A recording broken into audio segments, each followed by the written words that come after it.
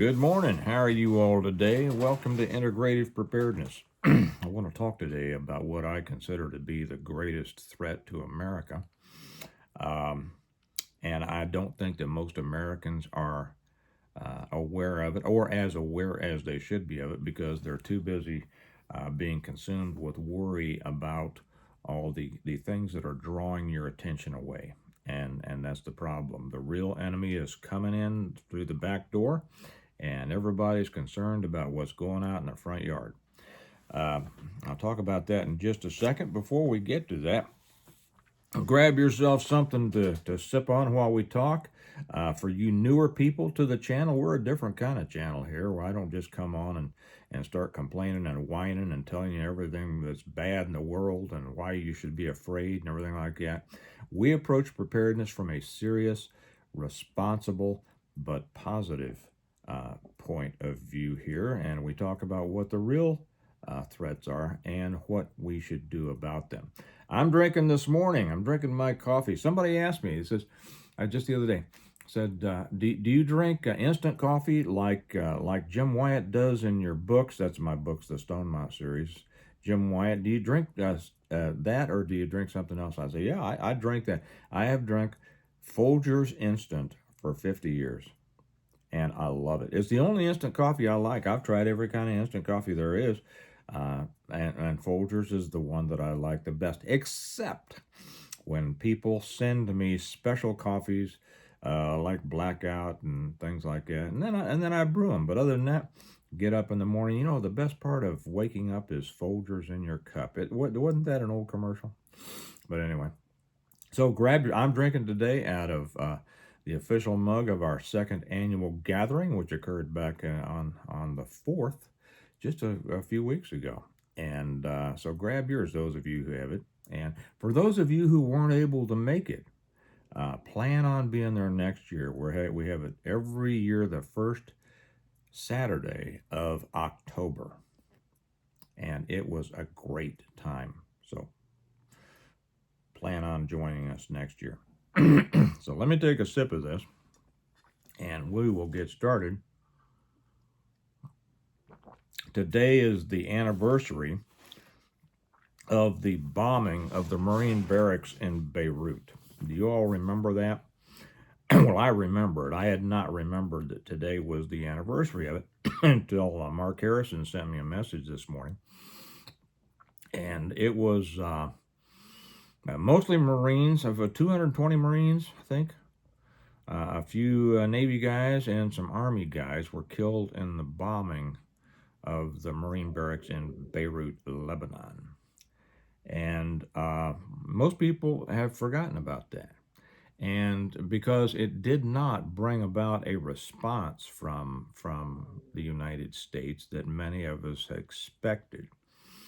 The interesting thing about, and that's why, these things are forgotten. If we had not gone into, constant wars, the GWAT, how many people would remember? I'm sure people would remember 9/11, but probably not in the way that they do now.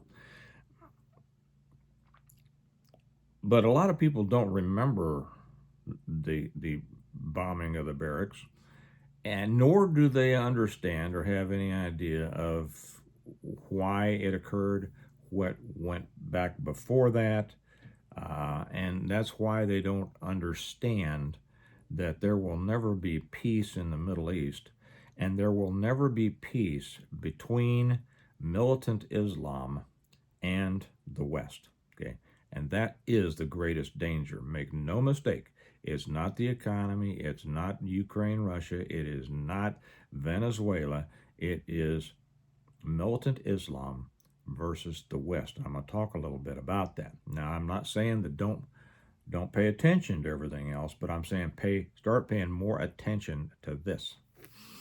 The reason given for the bombing in Beirut, this is going back a ways, let me go back before that, okay? Let me even go back before that. In 1973 was the Yom Kippur War, okay? 1972 was the taking of the Israeli athletes by Black September. Black September was a Palestinian terrorist group that went into the Olympic Village in Munich and took a bunch of hostages, Israeli hostages, and ended up killing them all. They end up being killed by the German police. And the reason for that was in retaliation. And I'll guarantee you, 999 people out of 1,000 don't know this. The reason given by Black September for that hostage taking, that raid, was it was the expulsion of 2 Christian villages, the names of which I don't recall. In 1948, when the state of Israel was created. When the state of Israel was created, Israel, the new state of Israel, forced 2 Christian Palestinian villages to, well, they did away with them. They didn't kill them, they just made them leave. Hatred, this kind of hatred runs deep. Religious hatred, there is no hatred that runs deeper, I don't think, than a religious hatred. If you look at that, just look at Ireland, which is still sputtering. There are still embers there from 800 years of British occupation of Ireland. Okay.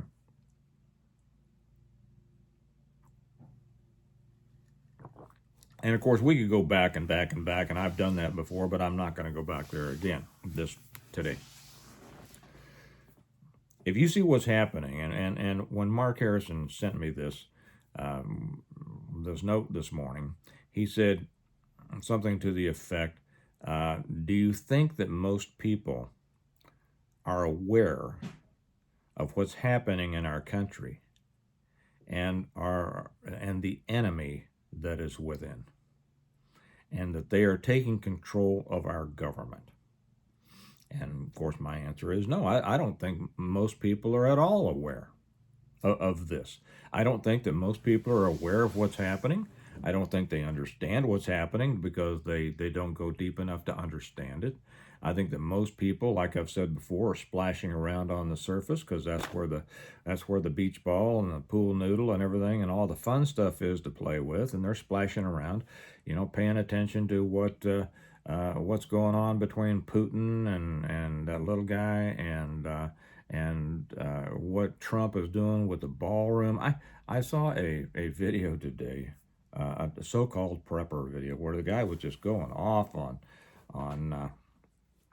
Trump putting in this ballroom, and the guy didn't know a thing about what he was talking about.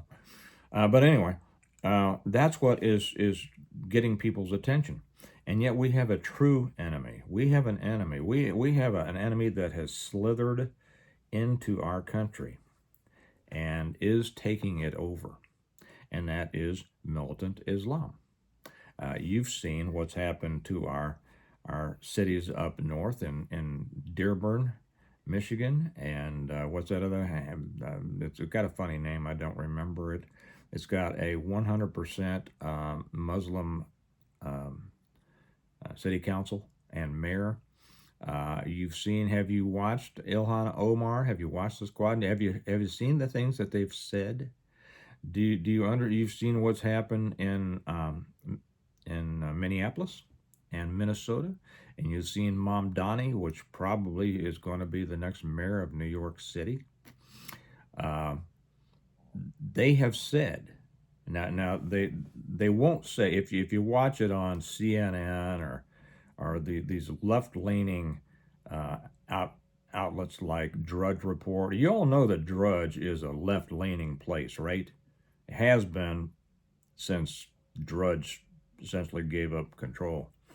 Or the New Republic, that lefty commie outlet, and that's where some of these preparedness channels that come on and trash America and trash. I mean, they do it in kind of an off and left-handed way, like, well, I don't know. I mean, and bashing on, and then bringing out untruths about Trump and things, but doing it in a way that really shows it acts as if they're really concerned.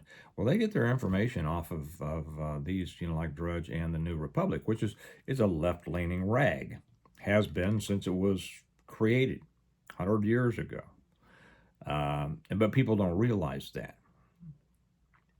And so when you see, so if you get your news from those places, they don't report the real threats. They want you to be upset about Venezuela, Russia, Ukraine, Israel, whoever, and not that those things aren't something to keep track of, but they want you thinking over there so that you're not seeing what's happening in our own country.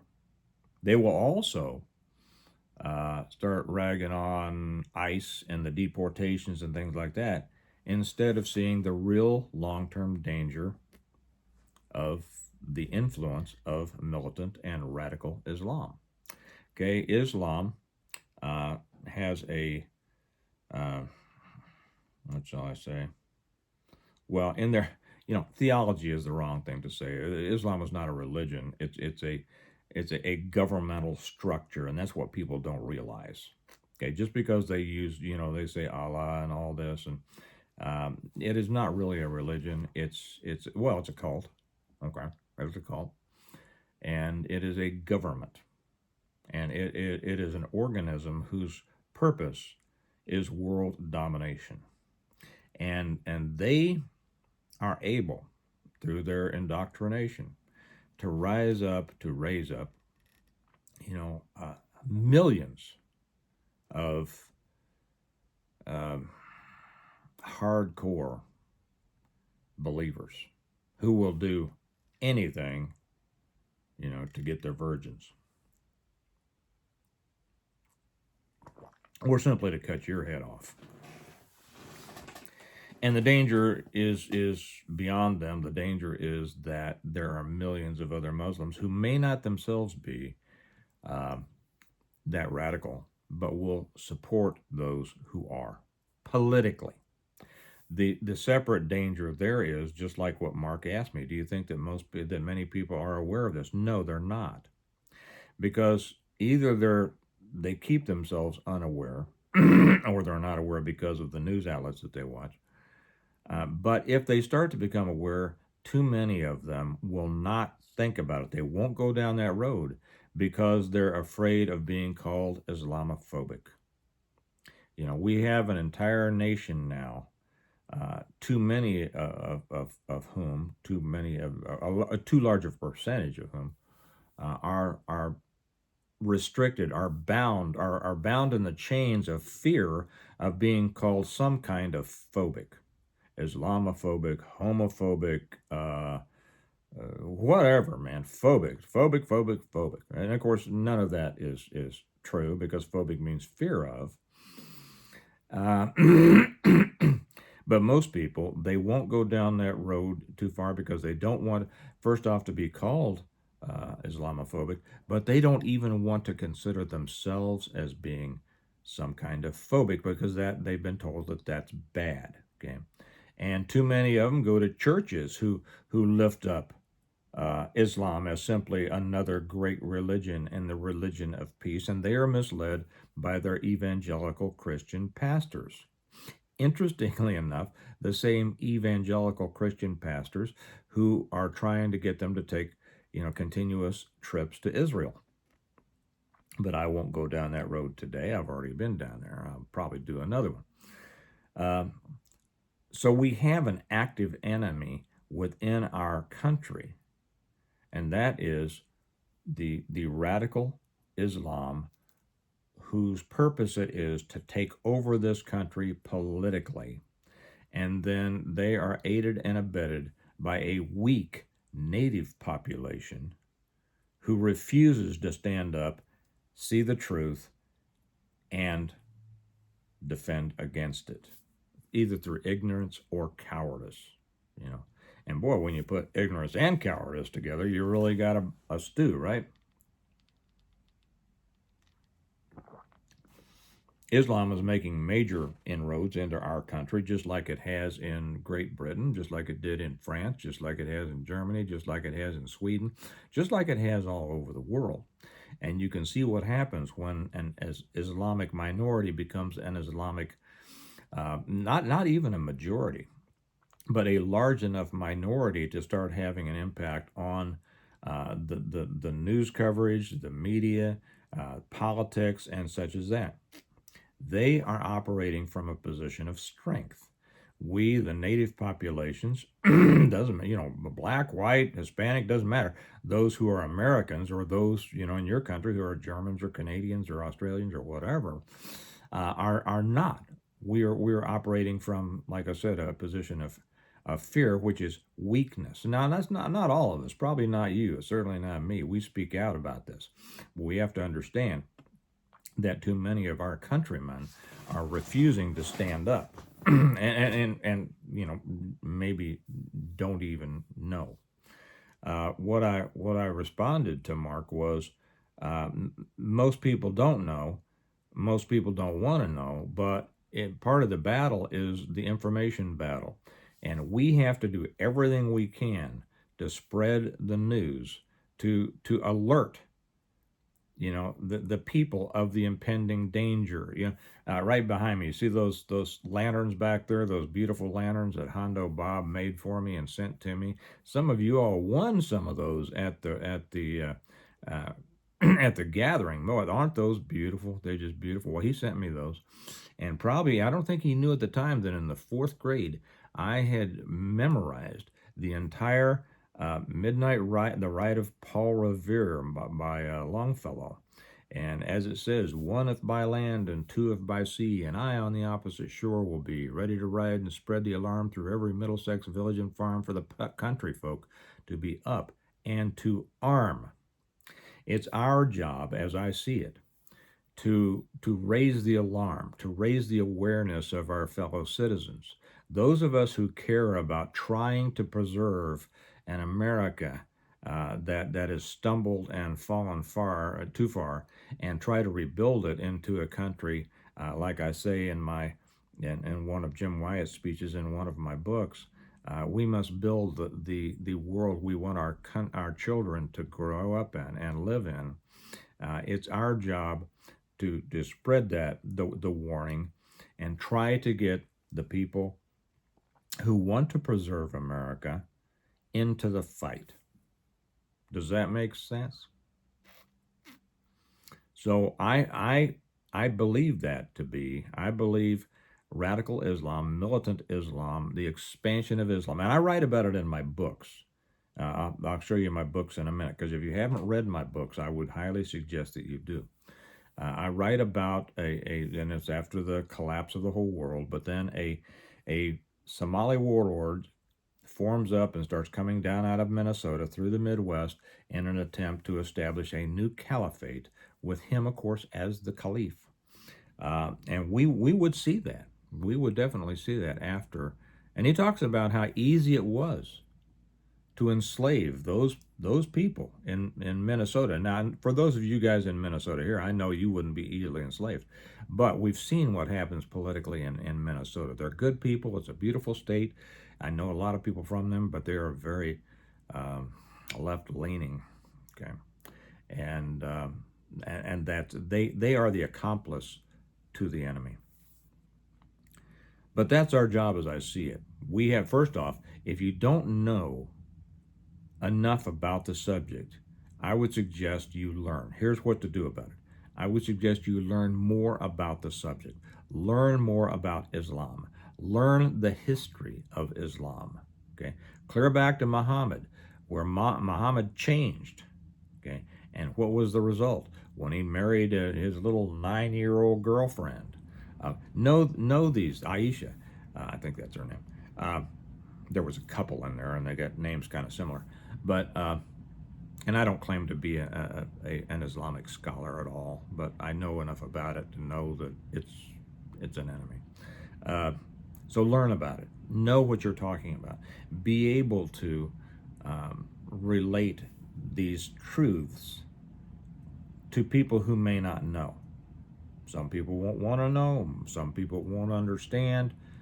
Those of you who are familiar with the parable of the sower, of Jesus' parable of the sower, will know that not all the seeds that are sown will grow. But it doesn't mean that we shouldn't sow the seeds, right?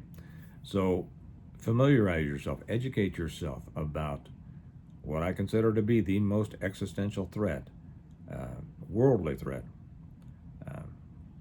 of our country. And the other worldly would be a CME. And a CME, maybe it's the only thing that will save us from this. I don't know. But it is the most, it is, I think, the most existential threat against our country. It's already happening. It's happening, I was going to say slowly, but not as slowly as it did at first. Okay? And who would have thought that there would be a communist Muslim mayor in New York City, and there very well might be.